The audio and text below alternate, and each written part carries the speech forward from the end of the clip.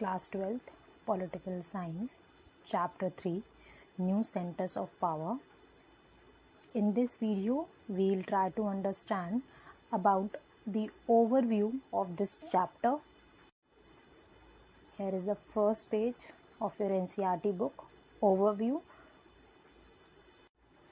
In the previous video or the first video of this chapter, I already informed you that the previous name of this chapter is Alternative Centers of Power, and according to the new syllabus, the name of this chapter is New Centers of Power.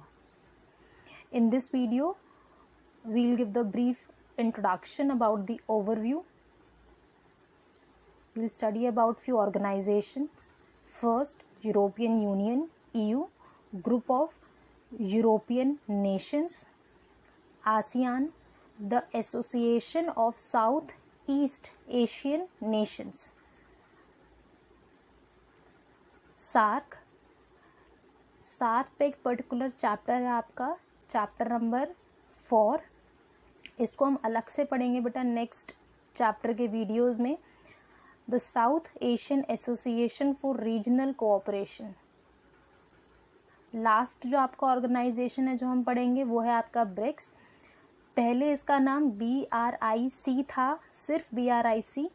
S बाद में add हुआ है जब इसमें south Africa add हुआ. जो first alphabet use किए गए हैं, B for Brazil, R for Russia, I for India, C for China और S फॉर साउथ अफ्रीका. बच्चे आपको ये चीज़ याद रखनी है कि आपको इनकी फुल फॉर्म्स पता होनी बहुत ज़रूरी है. सार्क और आसियान की कई बार पूछी जाती है एग्जाम में, 1 मार्क क्वेश्चन में, मैच द फॉलोइंग में. कई बार क्वेश्चंस में फुल फॉर्म्स यूज़ ना करके वो शॉर्ट फॉर्म्स यूज़ करते हैं, तो आपको इसके बारे में पता होना चाहिए. नेक्स्ट जो हम लोग पहले भी डिस्कस कर चुके हैं कि हम कुछ नेशंस के बारे में पढ़ेंगे और पर्टिकुलरली हमें सिर्फ 4 नेशंस के बारे में पढ़ना है. अब आपके लिए ये जानना ज़रूरी है कि इस चैप्टर में हम लोग पढ़ने क्या वाले हैं.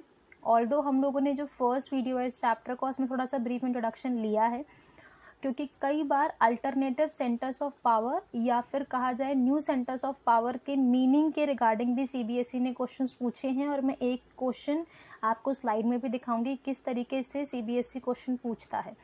न्यू सेंटर्स ऑफ पावर या फिर अल्टरनेटिव सेंटर्स ऑफ पावर, इसका क्या मतलब है? नेशंस और ग्रुप ऑफ नेशंस, या फिर कहा जा सकता है रीजनल ऑर्गेनाइजेशंस. मैं इसका मतलब अभी आपको समझाऊंगी कि रीजनल ऑर्गेनाइजेशन क्या होता है. Now able to challenge the power of USA और द यूनिपोलर वर्ल्ड, यानी कि प्रेजेंट टाइम पीरियड में या कंटेम्प्रेरी वर्ल्ड पॉलिटिक्स में कुछ ऐसे नेशंस हैं, कुछ ऐसे रीजनल ऑर्गेनाइजेशंस हैं जो कि अमेरिका को या यूनिपोलैरिटी को चैलेंज कर रहे हैं इकोनॉमिकली, पॉलिटिकल लेवल पर, कल्चरल लेवल पर. और वो कैसे कैसे चैलेंज करते हैं, जैसे जैसे आप चैप्टर पढ़ते जाएंगे आपको थोड़ा बहुत समझ में आना शुरू हो जाएगा. बेटा जैसा भी मैंने आपको कहा कि मैं आपको रीजनल ऑर्गेनाइजेशंस के बारे में बताऊंगी. एक बार हम पहले ज़रा उसे समझ लेते हैं कि वो है क्या. ये टॉपिक आपको समझने में हेल्प करेगा पूरे चैप्टर को. आप ये मान के चलिए कि इस वर्ल्ड में बहुत सारे नेशंस हैं. हमारे पास 200 के अराउंड नेशंस हैं और 193 नेशंस आपके UNO के मेंबर्स हैं. ये बाद में आएगा, सिर्फ अभी इंट्रोडक्शन के लिए. नेशंस आपस में मिलके ऑर्गेनाइजेशंस बनाते हैं. इन ऑर्गेनाइजेशंस को 2 कैटेगरीज में डिवाइड किया जा सकता है, सिर्फ हमारी नॉलेज अंडरस्टैंडिंग के लिए. कुछ ऑर्गेनाइजेशंस या हम कहें वहाँ पे सिर्फ एक ही इंटरनेशनल ऑर्गेनाइजेशन है, इंटरनेशनल ऑर्गेनाइजेशन कहा जाता है. और दूसरी तरफ हमारे पास कुछ रीजनल ऑर्गेनाइजेशंस होती हैं. रीजनल ऑर्गेनाइजेशन का मतलब क्या है कि एक पर्टिकुलर एरिया या पर्टिकुलर रीजन के नेशंस मिलकर आपस में एक यूनियन या फिर एक ऑर्गेनाइजेशन बना लेते हैं, जिसका हमारे पास एग्जाम्पल है EU. आसियान की हम लोगों ने बात की अभी थोड़ी देर पहले, आपने स्लाइड में देखा. हम लोग सार्क की बात करते हैं. और कई बार ऐसा होता है कि ज़रूरी नहीं है कि आसपास के नेशंस मिलकर ही ऐसे ऑर्गेनाइजेशंस बनाएं. दूर डिस्टेंस वाले नेशंस भी ऐसे हो सकते हैं जिनकी कुछ आइडियोलॉजी सेम है या उनको ऑब्जेक्टिव सेम है, वो भी ऑर्गेनाइजेशंस बनाते हैं, जिसका हमारे पास एग्जाम्पल ब्रिक्स भी है। इसके अलावा हमारे पास है इंटरनेशनल ऑर्गेनाइजेशन। इसका मतलब क्या है कि नेशंस का रीजन या एरिया आसपास होना या थोड़ा बहुत दूर होना मैटर नहीं करता, पूरी दुनिया के जितने भी देश हैं ऑलमोस्ट सभी एक इंटरनेशनल ऑर्गेनाइजेशन को सपोर्ट करते हैं और उसका मेंबर बनने की इच्छा या फिर एक विल दिखाते हैं, जिसका हमारे पास एग्जाम्पल है बेटा United Nations Organization UNO. UNO is the only example of the international organization and here is the long list of regional organizations. जैसा कि अभी आपको मैंने पहले भी बताया कि EU, आसियान, ब्रिक्स, इन सब के बारे में हम लोग according to the new syllabus हम लोग चैप्टर 3 में पढ़ेंगे। चैप्टर नंबर 4 में, जिसका नाम लास्ट ईयर तक contemporary world of South Asia है, उसमें हम सार्क के बारे में पढ़ेंगे। और chapter number 5 according to new syllabus last year तक के चैप्टर नंबर 6 था और ये चैप्टर नंबर 5 था, और यहाँ पर हम लोग पढ़ेंगे UNO के बारे में। तो धीरे धीरे करके इन ऑर्गेनाइजेशंस के बारे में हमें पढ़ाया जाएगा और इसका मेन ऑब्जेक्टिव यही है ताकि हम ये चेक कर सकें कि किस तरीके से UNO, किस तरीके से ये सब ऑर्गेनाइजेशन जो हम यहाँ पर पढ़ने वाले हैं, how they are challenging USA in terms of economy, in terms of culture, in terms of political organizations. Next जो स्लाइड है बेटा वो हमें अल्टरनेटिव सेंटर्स के बारे में या जो न्यू सेंटर्स है उसका मतलब एक्सप्लेन करता है। Alternative centres of power, alternative centres of political and economic power could limit America's dominance. हम ये अज्यूम कर रहे हैं कंटेम्प्रेरी वर्ल्ड में कि हो सकता है कि अगर हमारे पास अमेरिका के अल्टरनेट कुछ मिलना शुरू हो जाए, चाहे वो एक पर्टिकुलर नेशन हो, चाहे वो एक रीजनल ऑर्गेनाइजेशन हो, चाहे वो एक इंटरनेशनल ऑर्गेनाइजेशन हो हो सकता है, हम सिर्फ अज्यूम कर रहे हैं कि इट मे और it could limit the powers और the dominance of America politically और इकोनॉमिकली। और कहीं हद तक या कुछ हद तक ये सब चीज़ें हुई भी हैं। हम इसे कैसे कह रहे हैं कि ये हुई है, हम इसे आगे के टॉपिक्स में, आगे के स्लाइड्स में इसे चेक करेंगे। EU and ASEAN have developed alternative institutions and conventions that build a more peaceful and cooperative regional order and have transformed the countries in the region into prosperous economies. हम सब लोगों ने बेटा last जो हमने 2 chapters पढ़े हैं cold war के रिगार्डिंग, और मैं आपको दोबारा बता रही हूँ कि अगर आपको कोल्ड वॉर वाला टॉपिक बिना किसी डाउट के आप समझ रहे हैं तभी आप ये टॉपिक्स आगे अच्छे से समझ पाएंगे। अगर वहाँ पर एक भी डाउट है तो प्लीज़ आप उस चैप्टर को बहुत अच्छे से कीजिए, वरना आपको प्रॉब्लम पूरे बुक में होगी और इंक्लूडिंग सेकेंड बुक में भी आपको प्रॉब्लम फेस करनी पड़ सकती है, क्योंकि हमें कहीं ना कहीं सभी के सभी टॉपिक्स को कोल्ड वॉर से या अमेरिका के डोमिनेंस से रिलेट करना ही पड़ेगा, तो आपको वो रिलेशन समझ में आना चाहिए।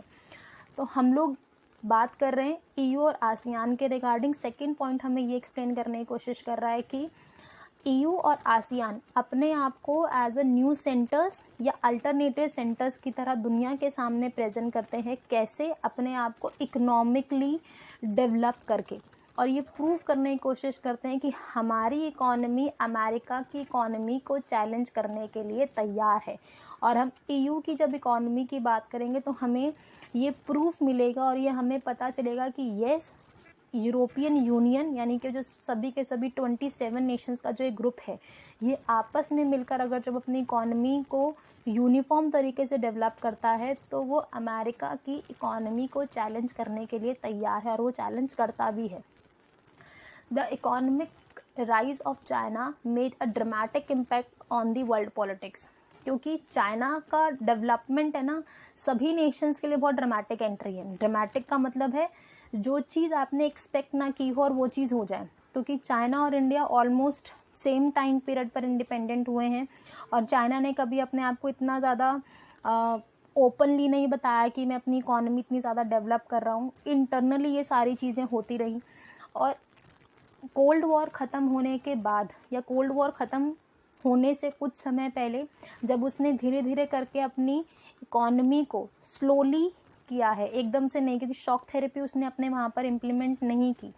उसने अमेरिका को वो डोमिनेंस नहीं फेस करने दिया अपने नेशंस में, या अपने रीजन के लोगों को उसने वो डोमिनेंस फेस करने से मना किया। रीज़न ये है क्योंकि वो शुरुआत से ही धीरे धीरे करके अपनी इकोनॉमी को कैपिटलाइज करना शुरू कर दिया गया था। उसने क्या किया, अपनी इकोनॉमी को कुछ पार्ट्स में, कुछ सेक्शंस में डिवाइड किया और एक टाइम पीरियड पर सिर्फ एक ही सेक्टर में प्राइवेटाइजेशन या फिर कैपिटलाइजेशन को इंट्रोड्यूस किया, जिससे उसकी इकोनॉमी के अंदर प्रॉफिट्स ज़्यादा हुए as compare to the losses, जो कि बाद में यूएसएसआर और बाकी नेशंस को फेस करनी पड़ी जिन्होंने एकदम से कैपिटलाइजेशन को एक्सेप्ट किया है। आप रिवाइज कीजिए एक बार टॉपिक शॉक थेरेपी वाला, आप इसे रिलेट कर पाएंगे। तो इस स्लाइड से हमें पता चलता है कि अल्टरनेटिव सेंटर्स ढूंढ रहे हैं हम लोग अमेरिका के डोमिनेंस से बचने के लिए, ताकि हम उसको पॉलिटिकली और इकोनॉमिकली चैलेंज कर सकें। ईयू और आसियान ने कहीं ना कहीं ये प्रूव किया है। आसियान इतना ज़्यादा डेवलप नहीं हुआ, बट ईयू बहुत ज़्यादा डेवलप हुआ है। चाइना ने एक ड्रामेटिक एंट्री की है अपनी इकोनॉमी को रेस करते हुए। बेटा अब तक जो हमने लास्ट स्लाइड्स में देखा है उसी के रिगार्डिंग सीबीएसई ने क्वेश्चंस पूछे हैं। एक क्वेश्चन मैं आपको एज एग्जांपल यहाँ पर प्रेजेंट कर रही हूँ, 2010 में आया है।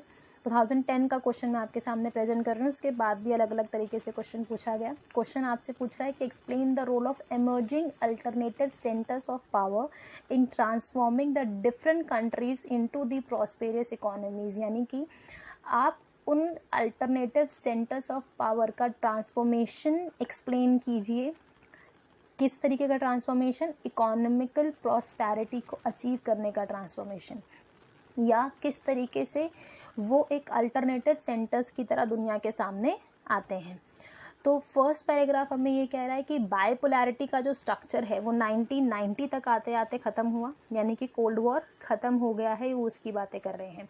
और हमें ये पता चलता है कि उसकी इकोनॉमी और पॉलिटिकल पावर को लिमिट करने के लिए नेशंस ने काम करना शुरू करा, जिसमें यूरोप से ईयू और साउथ एशिया या एशिया से पर्टिकुलर जो हम साउथ एशियन रीजन के नेशंस की बात करते हैं, इसको आसियान की तरह एड्रेस किया जा रहा है, वो अलग अलग तरीके से इंस्टीट्यूशंस डेवलप करते हैं internally for their economical political development, और किस तरीके से इंटरनेशनल लॉज या इंटरनेशनल एग्रीमेंट साइन करते हैं ताकि अपनी इकोनॉमी को और ज़्यादा डेवलप कर सके।